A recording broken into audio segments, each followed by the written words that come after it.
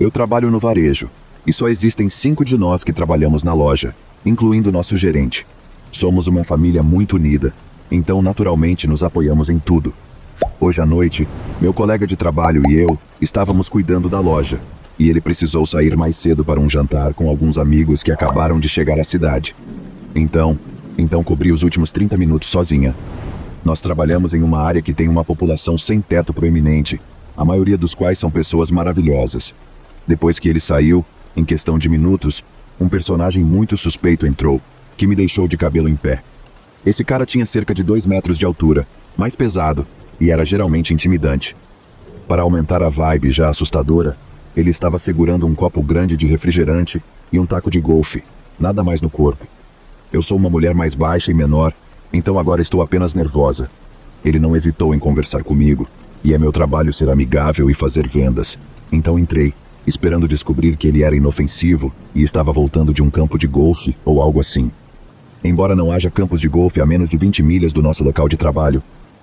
Obviamente, como você está lendo isso, eu estava terrivelmente errada.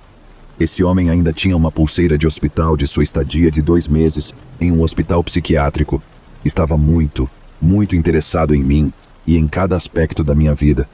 Ele perguntou o que eu estava estudando, que era psiquiatria, e imediatamente ficou chateado, pois ele teve uma experiência muito ruim.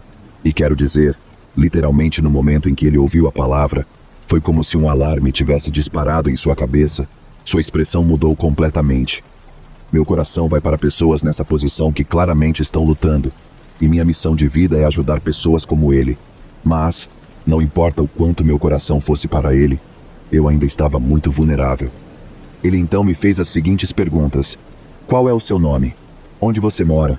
Onde você estuda? Quando você trabalha? Com que frequência você trabalha? Quando é sua próxima pausa? Quantos anos você tem? Você mora sozinha? Tem mais alguém aqui? Eu menti para cada pergunta, e quando ele exigiu meu número de telefone, dei a ele o número da loja. Também disse a ele que meu nome era o nome do meu gerente, então se ele tentasse entrar em contato, seria direcionado para alguém que não sou eu. Felizmente consegui mandá-lo embora no fechamento. Algumas das minhas respostas foram bastante vagas, como onde eu morava, e isso pareceu incomodá-lo um pouco. Ainda assim, ele saiu sem muitos problemas. Quando saí, mudei de roupa e de penteado para ser um pouco menos reconhecível, e graças a Deus que fiz isso, porque ele estava esperando no beco dos fundos.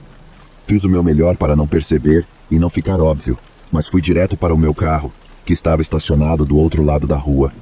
Isso, infelizmente, deu a ele um pouco de tempo. Logo ele saiu daquele beco.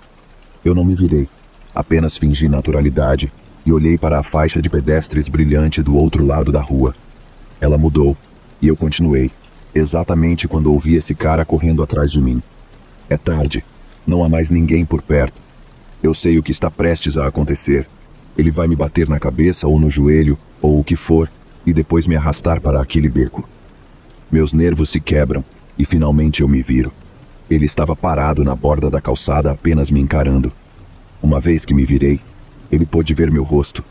Ele resmunga algo, e depois continua seguindo. Eu me entreguei. Agora ele sabe que sou eu. Ele até começa a gritar o nome falso que dei a ele. Eu não respondi. Apenas aumentei o ritmo e fui para o meu carro. Eu pensei que enquanto conseguisse entrar, provavelmente poderia me livrar disso. Ainda assim, ouvi os passos dele arranhando o asfalto, se aproximando de mim. Quando pensei que ele literalmente estivesse bem atrás de mim, queria me virar e olhar. Mas, em vez disso, apenas comecei a correr desesperadamente. Consigo ouvir seus passos pararem um pouco e depois hesitarem. Meu impulso de fugir deve tê-lo pego de surpresa. Assim que alcancei a porta e entrei, girando a chave, olhei para trás uma última vez. Eu não conseguia ver o homem, mas notei seus dedos firmemente envoltos no cabo do taco de golfe. Estava tão perto que consegui ler parte da impressão na pulseira hospitalar pendurada em seu pulso. Eu estava tão aterrorizada e chocada que meus joelhos cederam e minhas pernas desabaram completamente sob mim. Enquanto eu caía para trás, o taco de golfe assobiou acima de mim. Foi o puro terror que me salvou, não instintos ou treinamento. Felizmente, caí de costas direto no banco do motorista do meu carro. Rapidamente puxei a porta fechada, tranquei-a, e então saí de lá como se tivesse roubado o carro. Eu liguei imediatamente para a polícia e depois para o meu gerente. O cara foi detido e fichado na mesma noite. Eu até tive que identificá-lo na delegacia. Sempre confie em seu instinto por aí, pessoal. Pode salvar sua vida.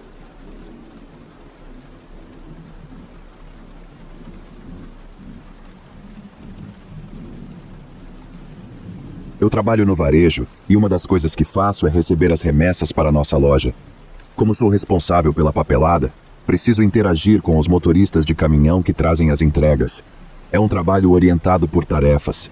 Requer muita organização, mas também exige uma personalidade agradável devido ao tempo de interação com os motoristas. A maioria deles são homens mais velhos, entre 40 e 60 anos. Eu sou uma mulher na casa dos 20 anos. Isso é relevante. A maioria dos motoristas são ótimos, prestativos e profissionais, mas havia um que era estranhamente falador o tempo todo. Nada realmente estranho, mas às vezes tópicos de conversa irrelevantes ou levemente inadequados, como coisas que ele fez na faculdade, suas ex-namoradas. Você entendeu? Eu apenas imaginei que ele fosse extrovertido e um pouco excêntrico, então fui amigável com ele, como sou com todos, até que um colega de trabalho, um cara que também trabalha no recebimento, mas em um departamento diferente, me disse que só ouvia esse motorista falar comigo ou sobre mim, aparentemente quando eu não estava na sala ou dentro do alcance de audição. Então ele ficava em silêncio ou falava sobre mim, perguntando onde eu estava. Em seguida, outro colega de trabalho disse que ouviu esse cara se referindo a mim como sua esposa quando eu não estava lá. Então, depois de ouvir toda essa estranheza, fiquei menos simpática com ele. Mantive a conversa estritamente nos negócios. Se ele falasse sobre sua vida pessoal, eu apenas ignorava e então ia cuidar da papelada. Não fui rude ou desrespeitosa com ele, simplesmente parei de fazer um esforço para envolvê-lo em conversas. Houve uma vez em que ele ficou um pouco amigável demais no escritório do caixa, e minha reação foi bastante instintiva. Eu não pude evitar. Me senti encurralada porque ele estava realmente exagerando com os mimos bem na frente de outras pessoas. Foi a forma mais estranha e direta de manipulação que já vi. Como se eu tivesse deslizado direto para debaixo dele, como se estivéssemos namorando há anos. Ele fez um comentário, e eu me virei, e disse a ele e ao caixa inocente que não tínhamos absolutamente nenhum envolvimento, e nossa comunicação seria estritamente profissional a partir de então. Foi quando ele se voltou contra mim. Tudo o que ele disse foi um ataque à minha personalidade. Eles devem estar te sobrecarregando. Você está bem menos divertida do que costumava ser. Sou uma pessoa feliz, eu amo o meu trabalho. Estou muito feliz aqui. Só não gosto de ser assediada por homens mais velhos. Eventualmente, ele foi tão longe a ponto de dizer para outras pessoas que eu era pouco profissional, basicamente fofocando sobre mim pelas minhas costas. E foi quando eu confidenciei ao meu chefe o quanto esse cara estava realmente me deixando desconfortável. Eu realmente me orgulho da minha natureza extrovertida. Sou expansiva por padrão. E o fato de ele estar me fazendo mudar minha personalidade em relação a ele, e depois contar aos outros que eu era insensível simplesmente por manter distância, foi a linha que eu tracei. Meu chefe registrou uma queixa. Tudo se acalmou depois disso, pelo menos por um tempo. Meus colegas de trabalho ainda ouviam alguma coisa de vez em quando, mas parecia que esse veterano estava atento a quem estava do meu lado. Eu imaginei que fosse águas passadas naquele ponto, e apenas deixamos para lá. Isso foi até as ligações. Todos os dias, por 3 ou 4 semanas, meu telefone começava a tocar em momentos aleatórios do dia, no trabalho, em casa e até de madrugada. Eu pensei que fosse spam, mas ninguém nunca dizia nada. O número aparecia como desconhecido, então nem sabia como bloqueá-lo. Eu suspeitava que tinha algo a ver com aquele cara mais velho. Durante algumas de suas histórias antigas, ele confessou por engano fazer coisas exatamente como essa: ligações de trote, deixar coisas nas varandas e nos carros das pessoas, tudo o que ele achava engraçado para incomodar pessoas que ele considerava terem lhe prejudicado. Comecei a ficar de olho no trabalho, pedindo aos meus amigos em outros departamentos que mantivessem os ouvidos abertos para qualquer coisa, especialmente qualquer coisa que o velho achasse engraçado. Eu os alertei sobre minha situação e que se ele conversasse com alguém sobre o que estava fazendo, seria de uma forma arrogante e ele se orgulharia disso. Nada passou disso, mas todos os dias, meu telefone continuava tocando. Alguns dias, especialmente se eu estivesse no trabalho, Eu simplesmente o desligava, colocava-o na bolsa para ter um pouco de paz de espírito. Quanto mais eu pensava nisso, mais fazia sentido. Claro, esse velho azedo tinha tempo para me incomodar. Ele dirigia um caminhão para viver. Ele provavelmente estava ao telefone 18 horas por dia. Com renovada confiança, deixei as chamadas passarem batidas. Eu as atendia e chamava o cara pelo nome. Dizia o que pensava sobre ele e desligava. Mesmo no trabalho, eu olhava bem nos olhos dele. Sacudia meu telefone para ele, como se fôssemos amigos de correspondência há muito perdidos. Eu podia ver que isso estava mexendo com ele. Uma noite, no fim de semana, acordei com a luz do meu telefone. Não estava vibrando, apenas a tela ligando e desligando constantemente. Foi o suficiente para me deixar perturbada. Era um chamador desconhecido. Rolei na cama e atendi, pronto para soltar uma série de palavrões. Ouvi uma buzina alta do lado de fora da minha casa. Eu também conseguia ouvi-la pelo telefone. Agora, eu estava legitimamente assustada. Levantei e olhei pela cortina para ver o caminhão desse cara no meio da rua, o mesmo caminhão que ele usava para trabalhar. Ele desligou na hora em que viu as cortinas se abrirem, então saiu rugindo na escuridão. Sem mais buzinas, sem dar meia volta. Eu não sabia o que pensar. Primeiro, meu telefone e agora minha casa. Como diabos ele descobriu essas informações? Não dormi naquela noite, mas comecei a juntar o máximo de peças do quebra-cabeça que pude. No final do fim de semana, tinha construído um caso bastante sólido contra isso. Levei direto para meu chefe na manhã de segunda-feira. Concluí que ele devia estar roubando minhas informações pessoais dos arquivos no trabalho. Esta foi a segunda vez que estive em seu escritório sobre esse cara em particular, então já havia criado um rastro de papel. Quando levei as novas informações contra esse palhaço, meu chefe ficou chocado. Ele não conseguia acreditar. Ele prosseguiu e registrou um segundo relatório, mas desta vez fez um anúncio direto para toda a empresa e outras empresas com as quais estávamos trabalhando.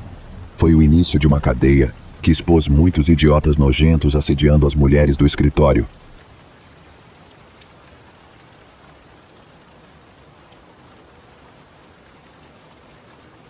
Eu trabalhava em uma posição de vendas que eu peguei 1 ano quando estava na faculdade. Alguns dos meus amigos estavam no programa de música e naturalmente se juntaram a algumas bandas enquanto faziam networking com outros músicos locais. Um desses projetos que eles realmente entraram acabou decolando, criando um pouco de agitação local, e até o final do ano, eles tinham alguns shows regulares pela cidade. Eles começaram a ser questionados sobre uma pequena turnê regional, essencialmente apenas passando pelas cidades e cidades universitárias em todo o nosso estado. Os caras contataram alguns locais, fizeram os planos e agendaram sua primeira turnê para o final do verão, antes de voltarmos para a escola.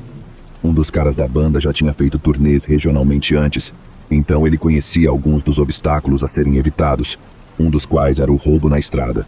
Ele incentivou a contratação de alguém para ajudar a gerenciar o equipamento, manter o controle do merchandising e das vendas, e geralmente tornar tudo contabilizado.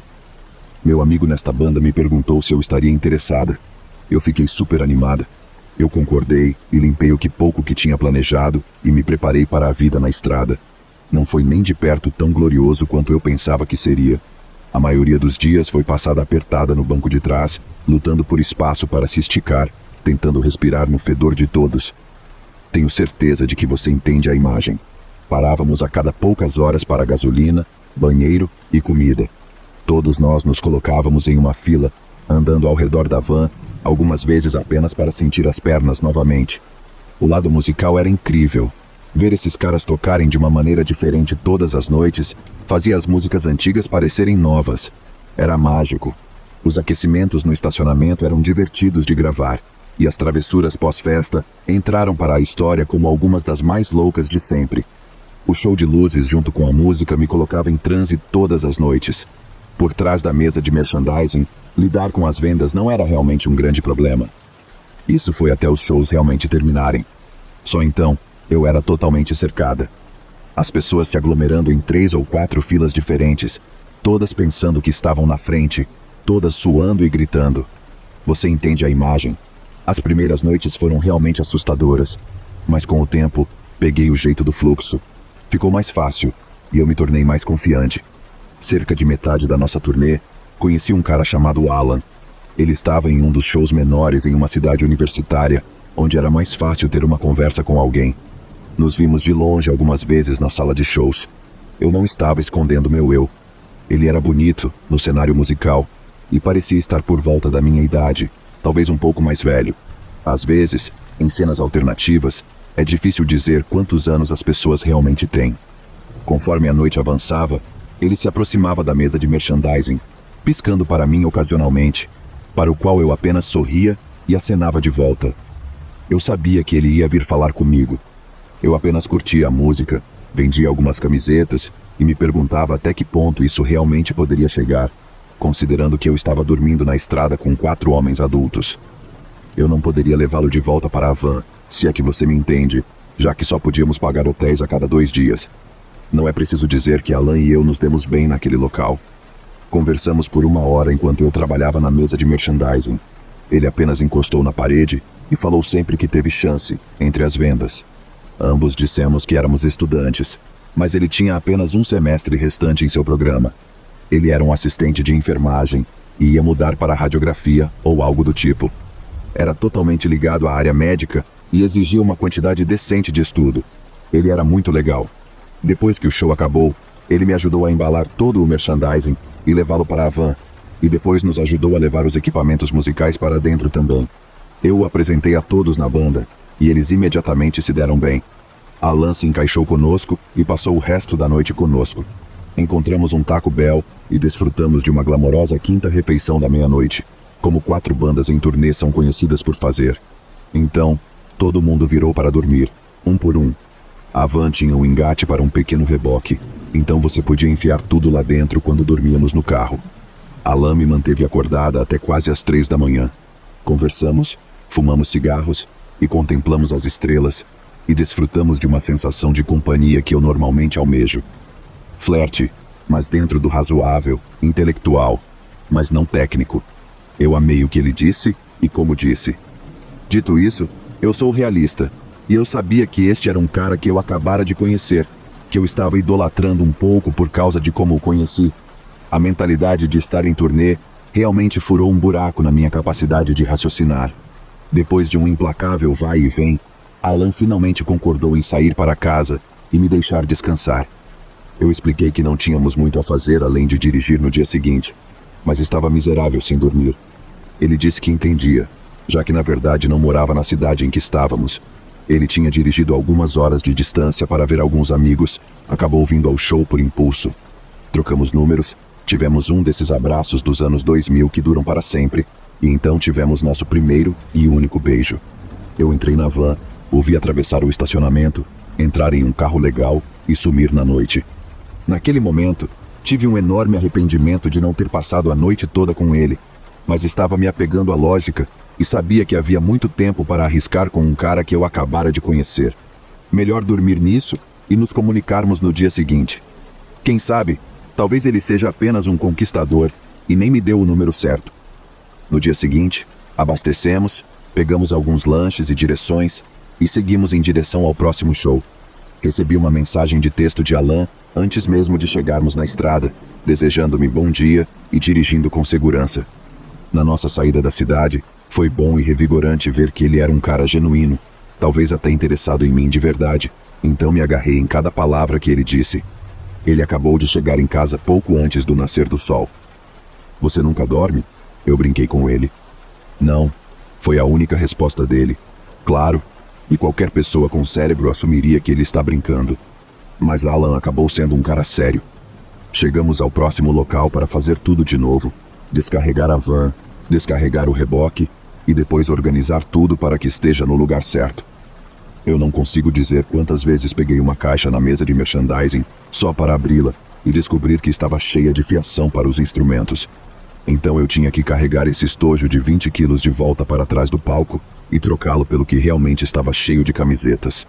Em um ponto no início, saí rapidamente para pegar um cigarro. Eu estava funcionando no limite por causa da falta de sono e não queria nada mais do que simplesmente desmaiar ali no beco. Verifiquei meu telefone, mas enquanto fazia isso, notei algo no estacionamento. Um carro que parecia exatamente com o do Alan estava lá na esquina, estacionado longe dos postes de luz, mesma cor, mesma roda, mesma coisa. Agora, Alan dirigia este sedã bastante básico, meio que como um Camry ou um Accord, então eu não pensei em nada. Há milhões daquele modelo de carros na estrada. Tenho certeza de que se eu olhasse, encontraria mais 10 no estacionamento iguais a ele. Eu entrei para voltar ao trabalho e em frente a um dos maiores shows até então. Este lugar estava totalmente lotado, já que os rapazes não eram a principal atração em cartaz hoje à noite, mas estavam abrindo para uma banda super popular desta cidade. Isso fez um marketing muito bom, pois o público que eles conseguiram abrir era 5 vezes maior do que qualquer uma das presenças até então. Isso também se aplicava às vendas de merchandising. Eu fui completamente massacrada lá, ao ponto de começar a ficar sem tamanhos menores. Através do caos e das luzes loucas, por um segundo, pensei ter visto o Alan encostado na parede de trás. Ele estava relaxado, sorrindo, sem acenar ou algo assim. Antes que eu pudesse reagir, minha linha de visão foi interrompida e a multidão me cercou novamente.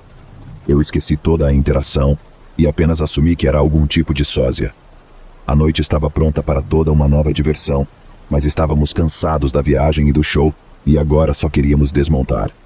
Recolhemos o equipamento dentro da van, fizemos uma contagem de estoque muito ruim do merchandising e depois trancamos tudo até o amanhecer.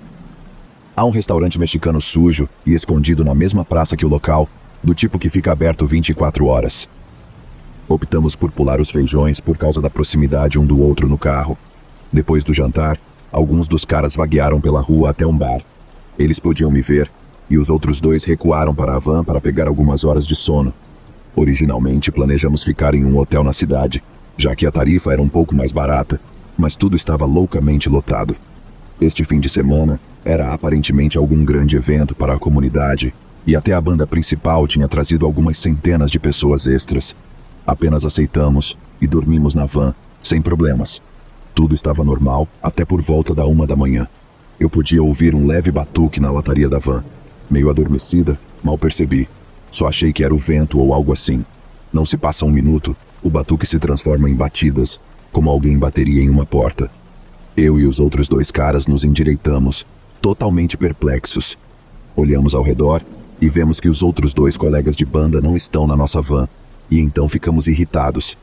Deve ser eles voltando do bar, e eles perderam suas chaves. As janelas da van têm essa cobertura reflexiva, o que proporciona um pouco de privacidade, além de manter a luz fora de manhã. Por causa dessas coberturas, não podemos realmente ver quem está batendo na van. Um dos caras se aproxima do banco da frente, puxa a cobertura do passageiro para trás, e nunca esquecerei a expressão dele. Era pura incredulidade. Seus olhos se movem da pessoa do lado de fora para mim, e ele diz: "Acho que é para você." Eu ri, mas tinha um buraco doentio crescendo no meu estômago. Eu não conhecia alma alguma em qualquer direção por 200 milhas. Não há como ser para mim. Troquei de lugar com meu amigo no banco do passageiro, olhei para ver Alan. Meu Deus, é para mim. Abri a porta e perguntei se tudo estava bem. Ele diz: "Claro", e pergunta como foi a noite. Digo que foi ok. Só estou confusa porque ele está aqui. Olho para meus amigos no banco de trás, e ambos estão me olhando com uma expressão tipo, o quê? Um parece mais preocupado, o outro parece mais irritado. Sinto uma mistura dos 2, quase perfeitamente misturados. Lembrei que eles me pediram um favor, e agora estou criando drama em uma situação estranha de ter esse cara nos perseguindo, por falta de uma palavra melhor. Quero dizer, estamos em uma grande e boba van branca com janelas espelhadas. Você não pode perder. Saí do banco do passageiro e fui para o asfalto preto, e deixei a porta se fechar atrás de mim. O mínimo que posso fazer é deixar os outros descansarem enquanto lido com essa situação imediata. A primeira coisa que eu digo é: eu não percebi que essa é a cidade da qual você estava falando." Ele balança a cabeça e diz: "Não, eu não moro aqui." "Ah, o que te trouxe aqui?" Eu pergunto a ele. "A turnê", ele diz com o sorriso mais assustador que já vi. Olho ao redor, e o lugar é uma cidade fantasma, sem pessoas ou carros passando. Apenas eu e Alan. Foi quando me lembrei de ver o cara encostado na parede de trás. "Você estava no show?" Eu perguntei a ele.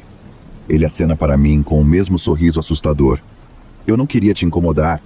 Você parecia ter tido uma noite muito ocupada", ele explicou. "E agora eu pergunto, o que você quer dizer?" Ele pergunta: "Você se importa se eu te incomodar agora? É o meio da noite. Eu nem sabia que você estava aqui", eu digo. Ele não reage bem a isso. Vamos e voltamos por um tempo, discutindo como chegamos a esta situação atual. Acontece que ele levou tudo o que eu disse literalmente, e quero dizer ao pé da letra. Na noite anterior, quando eu disse que adoraria retomar a conversa em algum momento, ele entendeu literalmente na noite seguinte, no mesmo horário. Quando eu disse que gostaria que ele pudesse andar por aí e fazer turnê conosco, ele desocupou sua agenda para fazer isso acontecer.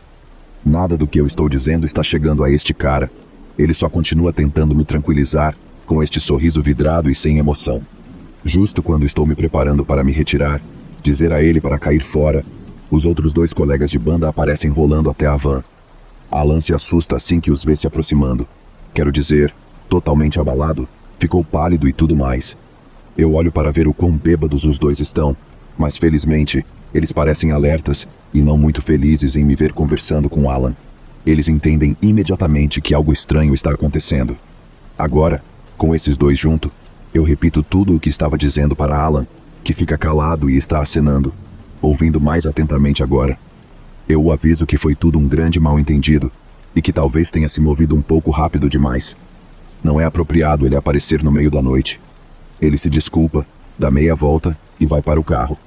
Ficamos no estacionamento por mais alguns minutos, fumamos um cigarro e trocamos ideias sobre o que diabos acabara de acontecer. Cada um tinha uma teoria ligeiramente diferente, mas todos tinham a mesma conclusão: ficar de olho nesse cara. Ele não parecia realmente perigoso demais, mas tinha os meios para nos seguir, e foi exatamente isso que ele fez. Acordamos na manhã seguinte. Havia uma série de cartas enfiadas debaixo dos limpadores de para-brisa. Naturalmente, todas estavam endereçadas a mim, e todas eram assustadoras pra caramba. A parte mais estranha foi que cada carta foi escrita como se fosse a única. Nenhuma delas mencionava as outras 9. Pedaços de papel espalhados com cartas de amor. A semana seguinte foi muito mais estressante do que a primeira. Todos os dias se tornaram um jogo de espionagem de procurar por Alan e aquele sedã esperto. A parte inacreditável foi o quão frequentemente o avistávamos na estrada.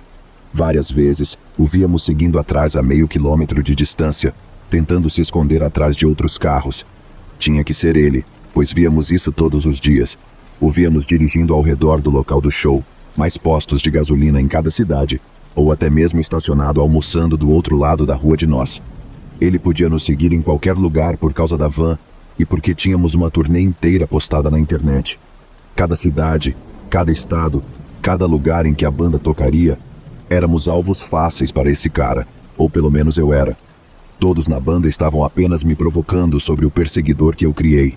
Eles não estavam nem de longe tão preocupados quanto eu, mas estavam no palco durante parte da noite, todos os olhos neles. Eu estava sentada no total escuro em um canto. Alan apareceu mais de uma vez e me encurralou lá atrás. Eu tinha que chamar a segurança toda vez para expulsá-lo depois de explicar a situação. Tornou-se uma ocorrência quase previsível. A parte louca era que alguns funcionários de alguns dos locais o conheciam. Ele era um frequentador totalmente normal para essas pessoas. Eu não podia acreditar. Isso pintava um quadro muito maior. Tipo, isso é um hobby para ele? Começamos a tomar medidas para evitá-lo de fato, como pegar rotas alternativas e ir para a próxima cidade logo após o show, em vez de esperar até de manhã. Nós o perdíamos, mas quem sabe, talvez ele estivesse apenas sendo dissimulado.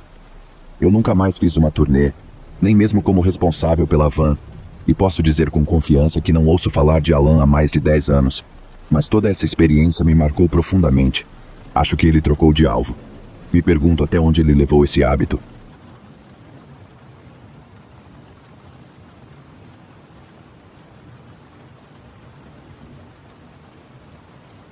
Voltando de uma visita à família, peguei um ônibus da Greyhound, do aeroporto para o condado de Humboldt. Normalmente teria voado para São Francisco, mas por algum motivo devo ter voado para Sacramento ou Los Angeles, e não me lembro por quê, sendo que foi há muitos anos. De qualquer forma, só me lembro de estar naquele ônibus por muitas horas. O ônibus estava relativamente cheio. Havia um homem no ônibus que era muito amigável e conversamos durante a maior parte do caminho. Ele era um empreiteiro e ficaria em Chico por várias semanas em um trabalho. Quanto mais ao norte íamos, mais vazio o ônibus ficava. Lembro-me de notar que o motorista do ônibus estava dirigindo de forma bastante errática durante grande parte da viagem para o norte. Ele também estava pegando muitas estradas secundárias, o que é estranho, e ele estava dirigindo de forma desproporcionalmente rápida. Eu estava percebendo que, a cada parada, havia menos e menos pessoas no ônibus, até que as únicas duas pessoas restantes fossem eu e o empreiteiro com quem eu estava conversando. Fiquei muito desconfortável, pois sabia que uma vez passada a parada de Chico, não haveria muitas paradas e estaríamos nas Sequoias, e eu sabia que eu era a única pessoa que provavelmente estaria naquele ônibus, porque o empreiteiro ia descer naquela cidade. Eu pegava o motorista me olhando de forma medonha, com um sorriso aterrorizante. Chegava a me dar um frio na espinha. Estávamos viajando. Provavelmente não haveria outras pessoas entrando que queriam ir para o condado de Humboldt. Me senti muito insegura em relação a esse motorista de ônibus, e lembro-me de apenas baixar a cabeça nas mãos e rezar e pedir a Deus para me proteger e me dar um sinal se eu devesse simplesmente descer do ônibus em Chico, onde o homem ia descer, e simplesmente pegar um hotel lá e depois pegar outro ônibus de manhã cedo. Eu estava realmente nervosa em dizer ao homem que me sentia desconfortável, pois não o conhecia muito bem. E eu não queria ser um fardo para ele. Depois de um tempo, o homem se virou para mim e perguntou se eu me sentia desconfortável. Ele me disse que estava se sentindo muito estranho por eu estar no ônibus sozinha. Eu soube naquele momento que esta era a maneira do Senhor de me manter segura. O homem ofereceu-se para pagar o meu quarto de hotel. Eu aceitei a oferta e ele pagou pelo meu quarto, e foi o homem mais simpático de todos os tempos. Quando eu desci, o motorista pareceu muito irritado e nervoso, e me fitou nos olhos com um olhar que podia matar. O homem que me ajudou não tentou entrar no meu quarto ou algo assim. Ele até pagou pelo brunch que teve lá no hotel de manhã. Foi um hotel muito agradável. De qualquer forma, fui lembrada dessa história e quis compartilhá-la. Sou muito grata por não ter ficado naquele ônibus, porque honestamente não sei o que teria acontecido comigo se eu tivesse ficado.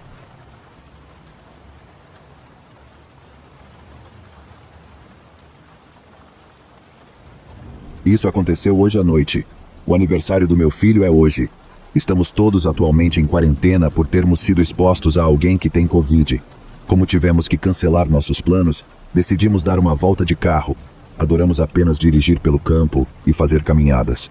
Fomos a uma igreja antiga e loja maçônica, que agora não é mais usada, que é famosa na cidade natal por uma grande estátua de bode montada no topo do campanário. A estátua foi um presente de alguém em Dundee, na Escócia. É um lugar muito antigo. Não havia ninguém por perto, então meu filho e eu decidimos dar uma olhada. Conseguimos tocar um sino enorme de latão puxando uma corda.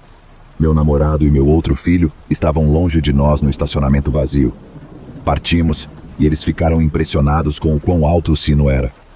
De qualquer forma, continuamos dirigindo e explorando até escurecer. Meu filho mais velho disse que queria parar no cemitério e depois ir tocar o sino mais uma vez. Como era seu aniversário, eu disse: "Como você desejar, meu querido." Caminhamos pelo cemitério, prestamos respeito a túmulos extremamente antigos e até pegamos lixo. Sempre fazemos isso ao fazer caminhadas e explorar. Depois, voltamos para a igreja ou loja maçônica do bode. Entramos, novamente sem ninguém por perto. Essa área é muito aberta. O amplo jardim por onde você caminha para chegar ao prédio não tem árvores. A igreja fica bem ao lado da movimentada rodovia. Sem calçada, escadas íngremes. Meu namorado e eu decidimos ficar perto da van para fumar um cigarro. Eu podia ver as silhuetas pretas dos meus dois meninos caminhando em direção à frente da igreja. Não é muito longe, mas leva 1 minuto para chegar ao prédio, devido ao jardim ser bastante lamacento e meio irregular. De repente, do nada, parecia que havia mais 3 jovens adolescentes caminhando em direção aos meus filhos e se aproximando deles rapidamente, como se conhecessem meus filhos. Meu primeiro pensamento foi: ok, melhor eu ir lá e garantir que esses garotos não estejam aprontando nada. Mas também pensei: de onde diabos eles surgiram? Eu imediatamente caminhei na direção deles para garantir que estivesse tudo bem. Ouvi o sino tocar. De repente, uma das silhuetas desconhecidas avançou contra meu filho mais velho, e enquanto isso acontecia, meu namorado correu com a faca na mão gritando: "Ei!" para as pessoas. Ele correu virando a esquina para abordar o grupo. Eu estava atrás dele, mas não tão rápido. Ao me aproximar das escadas, meu namorado e meus filhos começaram a correr para o carro. Não havia ninguém lá além da minha família. E eu disse: "Onde estão eles?" Eles simplesmente responderam: "Vá, corra, vá, mãe, corra." Eu repeti: Onde estão aquelas pessoas? Enquanto corria. Eles responderam: não há ninguém. Vá! Então nós saímos correndo de volta para o carro. No caminho para casa, é claro, conversamos sobre essa experiência insana o tempo todo. Vimos 3 pessoas se aproximarem dos meus filhos, bem ao lado deles.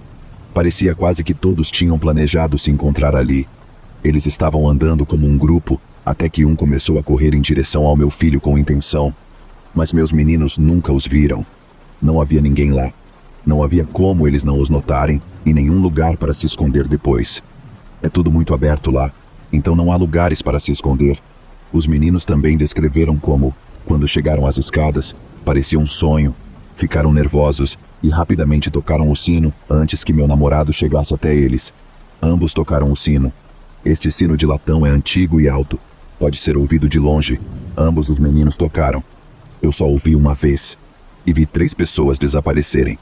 Meu namorado e meu filho mais novo se sentiram nervosos, negativos e assustados o caminho todo de volta para casa.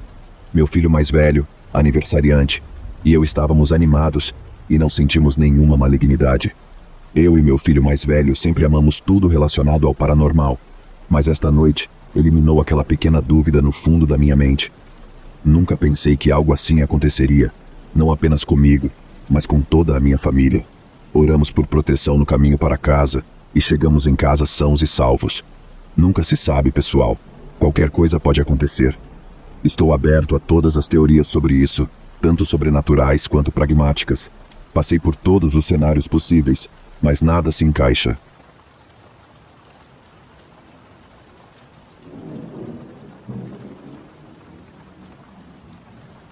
Essa história aconteceu no nordeste de Oklahoma. Eu acredito por volta de 2009 ou 10. Eu tinha cerca de 14 anos na época. Naquela época, minha tia e eu fazíamos tudo juntas. Ela era minha melhor amiga, minha rocha, minha tudo mesmo. Nossa coisa favorita para fazer na nossa cidadezinha chata e rural era apenas sair dirigindo por aí. Acho que eu tinha acabado de terminar a escola para o verão, era maio, e ela se ofereceu para me levar para dar uma volta pela cidade em comemoração. Na minha cidade natal, há um antigo hospital psiquiátrico que está fechado desde os anos 90. Ele está localizado em uma área mais rural. Eu sempre fui fascinada por ele, e ela também era. Ela até trabalhou lá quando era adolescente. Há um presídio localizado extremamente perto dele, com guardas em caminhões brancos frequentemente dirigindo pelas estradas e impedindo as pessoas de tentarem entrar no hospital psiquiátrico abandonado. Decidimos dirigir em volta deste hospital psiquiátrico abandonado. É simplesmente muito legal e assustador. Há um cemitério onde eles enterraram muitos dos pacientes, logo além do hospital e das casas dos médicos. Passado o cemitério, tudo fica rural. Você está longe da cidade nesse ponto, e há apenas essa única estrada de pista única e sinuosa. Estávamos dirigindo, nos divertindo, apenas conversando sobre qualquer coisa e tudo. Já era tarde da tarde naquele ponto, provavelmente 4:30. Era apenas como qualquer passeio que tínhamos feito tantas vezes. Foi quando olhei no retrovisor e vi um Jeep Cherokee branco, provavelmente dos anos 90, atrás de nós. Ele parecia ter surgido do nada. Ambos ignoramos, pensamos que devia ser um guarda do presídio ou algo assim. Ficou perturbador quanto mais dirigíamos, ele nunca virava em uma estrada lateral, apenas continuava nos seguindo. Lembro-me de minha tia parecendo tão calma, mas eu sabia que ela estava completamente apavorada. Ela continuava perguntando: ele ainda está nos seguindo?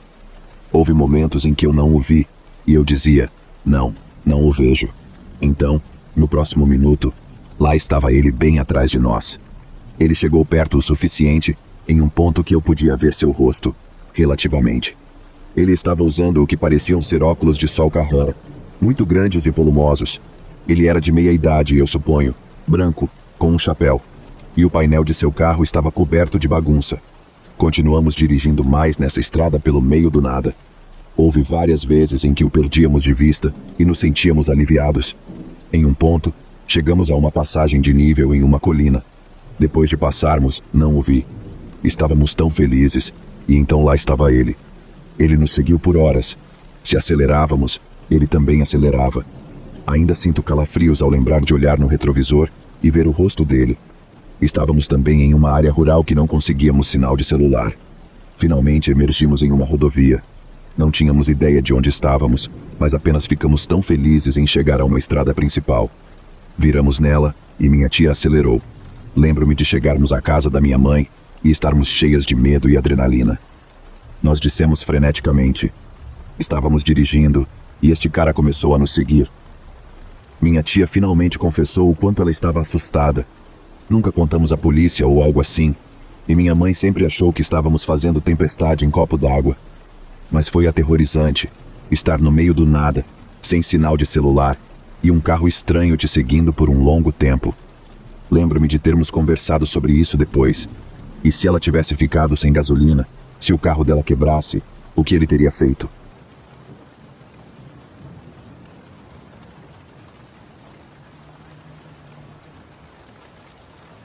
Quando eu tinha 17 anos, eu morava em uma daquelas pequenas cidades sem o clima de comunidade. Era um lugar tóxico, infestado de vício em drogas e crime. Aprendi desde cedo a ficar de olho nas minhas costas e a evitar certos lugares após escurecer. Essa cidade carregava muitos traumas para mim, alguns traumas até mais assustadores do que o incidente que estou prestes a compartilhar. Deixei essa cidade poucos meses depois desse incidente e nunca cogitaria voltar para lá nesta fase da minha vida.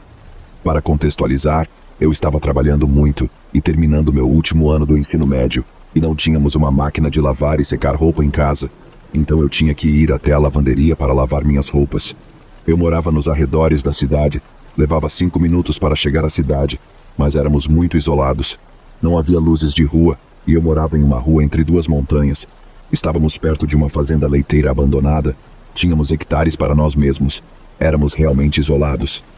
Era tão escuro lá fora, e havia apenas minha rua e a rua transversal para chegar à minha rua. Então você sabia quando um carro estava na estrada.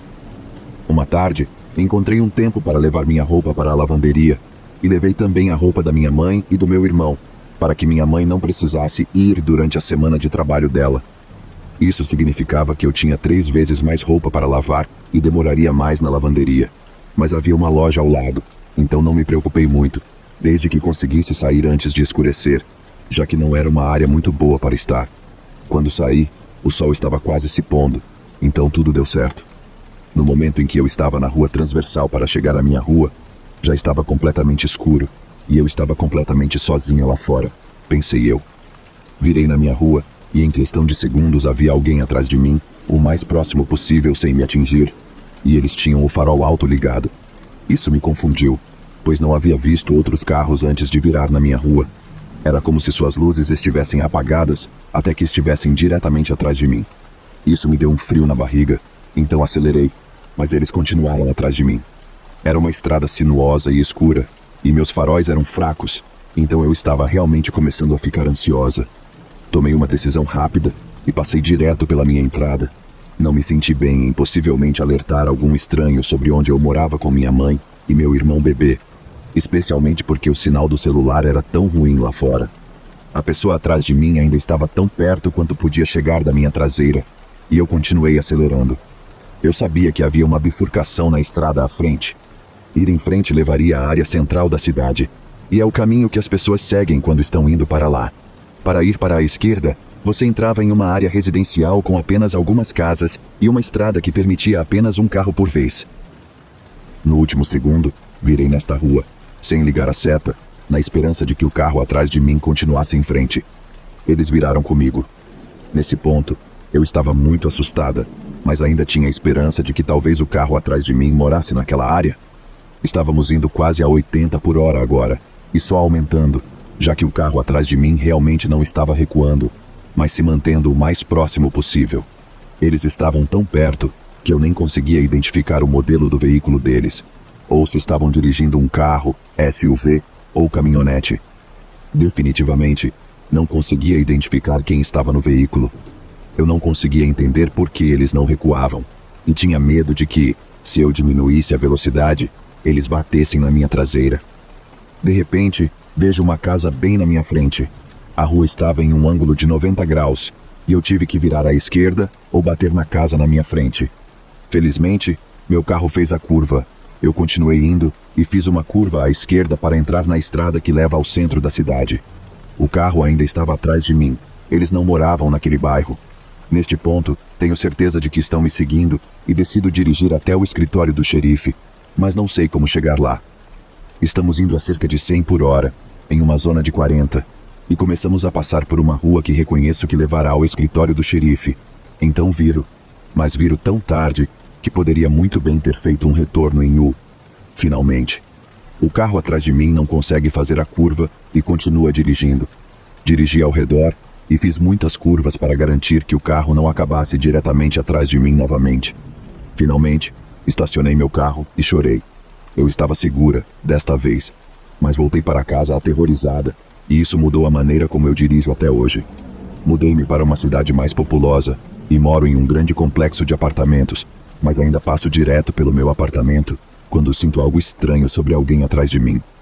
Sempre que alguém entra no apartamento atrás de mim, passo direto pelo meu apartamento e dou voltas no complexo, até poder estacionar sem ninguém atrás de mim. Minha paranoia possivelmente me salvou, a mim, minha mãe e meu irmão bebê, de algo que poderia ter sido muito pior. Preste atenção nas pessoas atrás de você. Gaste o combustível e passe direto pela sua casa se estiver com medo.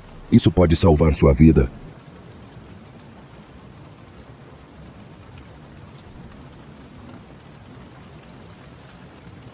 Eu normalmente me sento na frente do ônibus. Talvez porque eu estou perto da saída, me sinta mais segura perto do motorista. Apenas abaixo minha cabeça ouvindo meus fones de ouvido, mas sempre com um deles desligado, porque quero ouvir o que está acontecendo ao meu redor. Esta foi a primeira vez que o vi. Ouvi quando ele começou a falar comigo. Tirei meus fones de ouvido. O ônibus estava bastante vazio. Era só eu e uma outra pessoa lá no fundo do ônibus. O motorista tinha entre 30 e 40 anos. Sim, sou muito ruim com idades. Ele parecia exatamente um motorista de ônibus dessa idade. Um pouco acima do peso, com cabelos loiros e alguns dias sem fazer a barba. Você está indo para o trabalho? Eu respondi sim, porque este ônibus era uma linha comum para o grande local de trabalho da minha área. Ele fez algumas perguntas, apenas uma pequena conversa, e eu não me importei. E então ele falou sobre sua ex e seus filhos. Ela chamou a polícia para mim. Eu só precisava passar minha loção na virilha. As crianças estavam no banheiro comigo, mas eu só precisava passar porque o médico disse que eu precisava fazer isso todos os dias. Eu congelei. Não vi isso chegando. Então ouvi a história dele sobre como ele não era um pedófilo, ele só precisava passar sua pomada em suas partes, e isso aconteceu no mesmo momento em que os filhos de sua namorada estavam ao redor dele, e então todos os detalhes, e que ela era uma louca. Eu não sabia como responder. Acho que disse algo como, sim, mas se você for inocente, eles vão ver isso, ou algo assim. Foi a viagem de ônibus mais longa que já fiz. Só queria que acabasse. Pensei em ligar para a empresa de ônibus, mas por outro lado, ele já estava sob investigação da polícia. Nunca liguei para eles. Nunca esqueci a última linha de nossa conversa. Você tem filhos? Eu disse a ele que não tinha.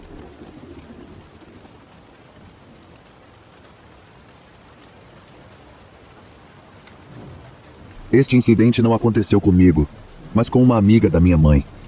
Um dia, essa amiga e sua irmã estavam dirigindo em uma rodovia, e eu não me lembro como isso aconteceu, mas o carro colidiu e capotou, e virou em 5 faixas. A amiga da minha mãe foi a única consciente, e estava presa embaixo do volante, enquanto a cabeça da irmã dela estava sangrando muito. Ela disse que um homem comum, vestido de branco, apareceu do nada, se aproximou delas, tirou sua camisa para envolver a cabeça da irmã e depois foi embora. Quando os paramédicos chegaram, perguntaram quem tinha enrolado a cabeça da irmã e ela contou. Os paramédicos perguntaram para onde ele tinha ido e ela apontou na direção em que ele tinha ido. Os paramédicos disseram que tinham acabado de vir daquela direção e que não havia ninguém na estrada por milhas. Eles também disseram que ele enfaixou a cabeça dela de maneira tão perfeita que ela teria morrido por hemorragia se ele não tivesse feito isso.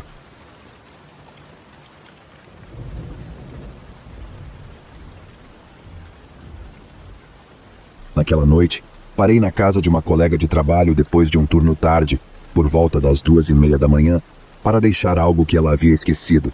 Eu não sabia exatamente onde estava, mas estava familiarizada com a cidade e sabia que a rodovia que eu costumava pegar para casa estava muito próxima. Então liguei meu GPS apenas para me levar de volta à rodovia. Algum tempo depois das 3 da manhã, O GPS falhou e começou a me levar em círculos antes de finalmente me jogar em uma estrada secundária em uma área arborizada, na qual dirigi por um tempo até ver um homem andando em círculos ao lado da estrada. Sou uma mulher jovem e de estatura pequena e já vi filmes suficientes para me instigar a continuar dirigindo, mas continuei observando-o pelo retrovisor. Quando olhei de volta para a estrada, tive que frear bruscamente porque na minha frente havia um veado albino, apenas parado ali. Ele olhou para cima e depois se afastou e eu continuei dirigindo. Vi luzes atrás de mim, mas nesse ponto eu estava olhando para mais veados ou coisas estranhas, e os ignorei enquanto continuavam ficando mais brilhantes e pensei, este cara está ficando muito perto. Então olhei para cima e não havia nada atrás de mim, nenhum carro à vista. Isso aconteceu mais 2 vezes. Ainda não sabia onde estava e estava prestes a ligar para meu namorado quando fiz uma curva e saí bem na cidade onde moro. Quando cheguei em casa, meu namorado me disse que ouviu o som da porta da frente se abrindo e alguém entrando 2 vezes enquanto eu estava fora, mas ele verificou a casa e não encontrou ninguém. Foi uma noite estranha e acho que nenhum de nós dormiu muito bem. Depois desse incidente, fui à casa dessa garota 2 vezes e nas 2 vezes meu GPS me levou direto para a rodovia como de costume.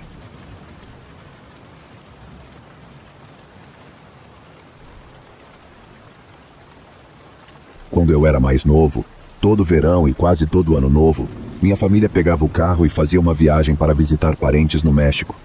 Nunca tivemos problemas até uma viagem em particular, quando eu tinha 8 anos. Como em todas as viagens anteriores, saímos de nossa casa no norte do Texas por volta das 6 da tarde para chegar ao nosso destino na manhã seguinte. Então, por volta das 2 da manhã, cruzamos a fronteira para o México e foi aí que as coisas ficaram estranhas. Quando você está na única extensão de autoestrada no meio do deserto, não costuma se preocupar em ter o mesmo carro atrás de você por quilômetros. Estava praticamente escuro do lado de fora das janelas do nosso carro. As únicas formas visíveis eram as estrelas pontilhadas e as silhuetas sinistras dos cactos. Já estávamos no México há cerca de 1 hora e ainda tínhamos mais algumas horas de viagem. E lembro-me de estar dormindo, mas ainda estar semi-consciente do que estava ao meu redor, porque não tinha a habilidade para realmente dormir em um carro. Então, quando minha mãe de repente disse o nome do meu pai, eu ouvi: Miguel, aquele carro atrás de nós? Ele está atrás de nós desde que saímos de Laredo. Meu pai deu uma olhada no carro e ignorou a atenção da minha mãe. Muitos carros usam essa estrada. Ele provavelmente está indo para Reynosa ou outra cidade. E ele deixou por isso mesmo. Apesar de sua certeza, minha mãe continuou a manter um olho atento no carro atrás de nós. Nessa altura, meus irmãos e eu estávamos hiperconscientes do carro e nos entretínhamos observando-o pelos espaços nas bagagens que bloqueavam a janela traseira. Ficamos cansados muito rápido. Ele está se aproximando. Minha mãe observou e nos viramos para assistir enquanto o carro se aproximava cada vez mais do nosso. Ele está muito perto, Miguel. E ela estava certa. Nessa altura, o carro estava praticamente pressionado contra a traseira do nosso carro. E em um trecho solitário da rodovia no meio do nada com mais algumas horas até o amanhecer, era assustador. Não podíamos fazer muito.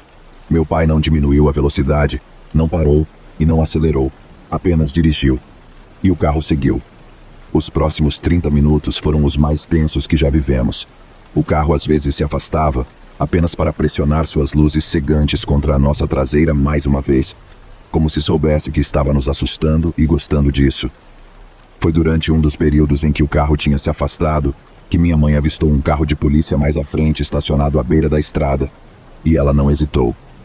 Encoste, bem na frente da polícia. Encoste agora mesmo, Miguel. E ele fez. E o carro continuou dirigindo. Eu me pergunto como o policial deve ter ficado confuso ao ver meu pai estacionar nosso carro bem na frente dele. O policial veio até nós e perguntou o que estava errado, e minha mãe contou tudo urgentemente. O carro, como ele nos seguiu e nos provocou. O policial levou suas afirmações a sério e nos contou como as pessoas eram vitimadas e tinham seus carros roubados nessas estradas vazias por bandidos e criminosos. E então, ele se ofereceu para dirigir atrás de nós por um tempo, para nos fazer sentir seguros. Partimos com a viatura da polícia atrás de nós, aliviados, até cerca de 10 minutos depois, quando vimos algo que confirmou as palavras do policial e os piores temores da minha mãe. 10 minutos depois, Vimos o carro parado à beira da estrada, esperando.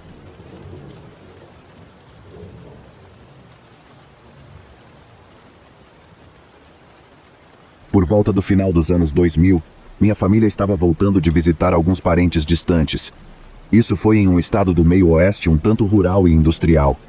Minha memória é horrível, mas lembro-me desse encontro extremamente breve de forma tão vívida.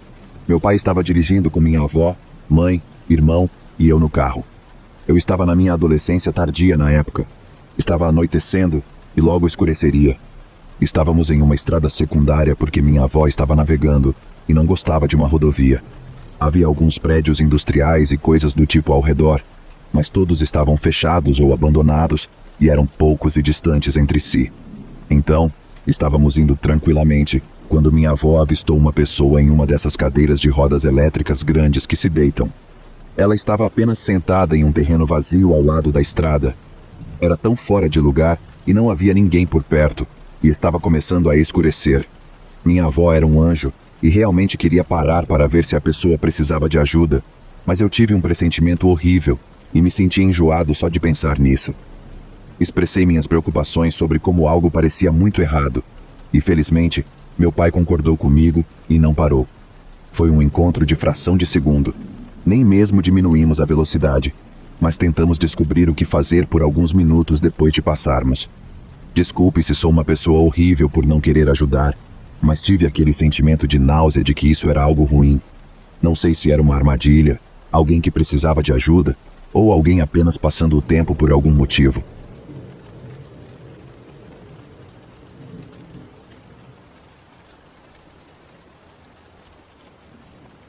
Isso aconteceu no domingo à noite.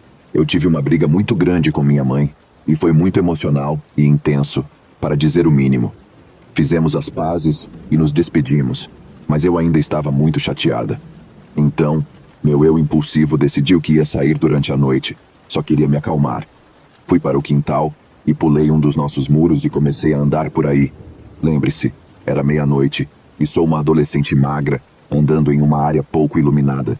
Nem mesmo tinha um telefone caso acontecesse algo, ou uma arma para me proteger.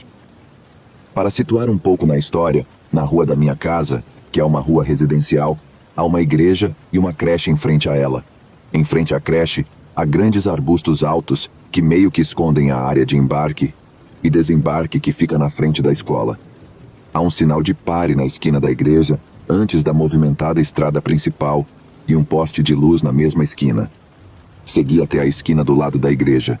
Estava muito entediada e com frio, mas não podia ligar para um amigo para me pegar e passar a noite.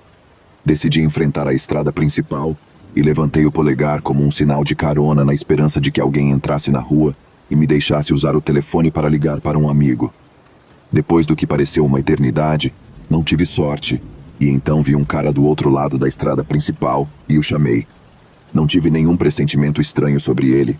Ele era inofensivo e me deixou usar seu telefone, mas ainda assim, não consegui encontrar nenhum dos meus amigos para me buscar. Antes de ir embora, ele perguntou se eu tinha uma faca comigo, ou algo do tipo.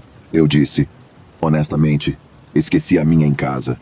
Ele me deu um pequeno, mas muito afiado canivete e disse para eu ficar com ele, ficar segura e ter uma boa noite. Depois de vê-lo caminhar para a escuridão indo para o leste, vaguei para cima e para baixo na calçada, enquanto os carros passavam com frequência. Comecei a passar pelos arbustos e olhei para a esquerda, onde estava a escola, vi a grande silhueta de um homem se movendo lentamente na frente das portas da pequena creche. Ele era alto e parecia ser forte, ombros largos também. Levei alguns segundos para perceber que ele parou e me viu também. Entrei em modo de fuga e imediatamente saí dali e corri pela rua movimentada porque estava vazia naquele momento, e continuei correndo até estar 5 ruas adiante e percebi que ele não estava me seguindo. Cerca de meia hora se passou e decidi que era hora de voltar para casa. Eventualmente atravessei a rua e estava de frente para a estrada principal, caminhando até a igreja, e virei à esquerda para chegar em casa. Estava tudo silencioso e nenhum carro havia passado por alguns minutos naquele ponto. Então ouvi um carro acelerando na estrada e virei a cabeça para trás para ver que era um grande Suburban branco. Ignorei achando que não era nada, já que virou à direita algumas ruas adiante na mesma rua. Comecei a virar a esquina sob o poste de luz quando olhei para cima novamente e vi que estava começando a sair da mesma rua onde havia virado. Não tenho certeza do porquê, ou como minha intuição me dizia para correr, mas eu corri. Corri para o estacionamento da igreja e comecei a ver faróis entrarem na rua. Me joguei no chão atrás de uma parede que mal era alta o suficiente para me esconder. Em seguida, me vi prestes a chorar por estar tão assustada, tentando ficar em silêncio ao mesmo tempo porque os faróis do Suburban refletiam nas paredes do prédio quando ele entrava no estacionamento. Ele deu algumas voltas pelo que pude ver rapidamente e parou no meio por alguns minutos antes de sair e dirigir para a estrada principal. Esperei um pouco mais e peguei a faca, ouvindo qualquer coisa e tudo.